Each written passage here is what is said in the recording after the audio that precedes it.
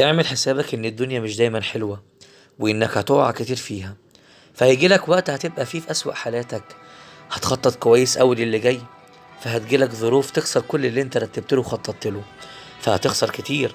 هتخسر في علاقة، هتخسر في مشروع، هتخسر حد عزيز عليك. المهم، لازم تعمل حسابك انك هتقابل وقعات وهتقابل خسارة في حياتك بشكل او بآخر. لكن الذكي والشاطر هو اللي يتقبل فكرة الخسارة دي، ويشوف ازاي ممكن يتعلم منها لقدام، ويجعل الخسارة دي جزء من الماضي. فما تخليش الماضي يأثر عليك دلوقتي ويأثر على مستقبلك. يعني حاول ما تخسرش أكتر من مرة، مرة زمان ومرة في اللي جاي. فالحياة أقصر من إنك تضيعها في الحزن على اللي فاتك. وطالما ربنا ادالك يوم جديد، فدي فرصة تبدأ منها من تاني وتحقق كل أحلامك.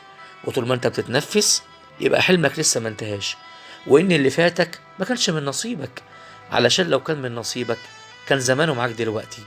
واعلم أن ما أخطأك لم يكن ليصيبك، وأن ما أصابك لم يكن ليخطئك. فساعات لازم تجرب طعم الوحش علشان تعرف طعم الحلو لما ربنا يكرمك بيه. وكمان لازم تمر عليك أيام تكسرك علشان لما ربنا يكرمك وتقوم وتنجح تعرف قيمة النجاح. فانت جاي الدنيا تمتحن وتمشي، مرة هيجيلك امتحان في اليسر، ومرة في العسر، مرة في الصبر، ومرة في اليأس. وهتختبر دايما في أخلاقك ومبادئك وطموحك ومشاعرك، وهتتحط في مواقف محيرة محتاجة قرار. وهيتعرض عليك أمور سهلة ومغرية لكنها مهلكة. فالشطارة مش إنك تكسب فلوس، ولا تاخد منصب، ولا حتى تطلع الأول.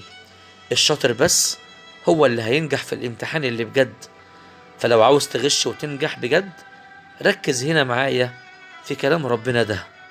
بسم الله الرحمن الرحيم: أولا يرون أنهم يفتنون في كل عام مرة أو مرتين ثم لا يتوبون ولا هم يذكرون. فالخسارة الحقيقية اللي بجد إن يكون جنة عرضها السماوات والأرض وما يكونش ليك مكان فيها.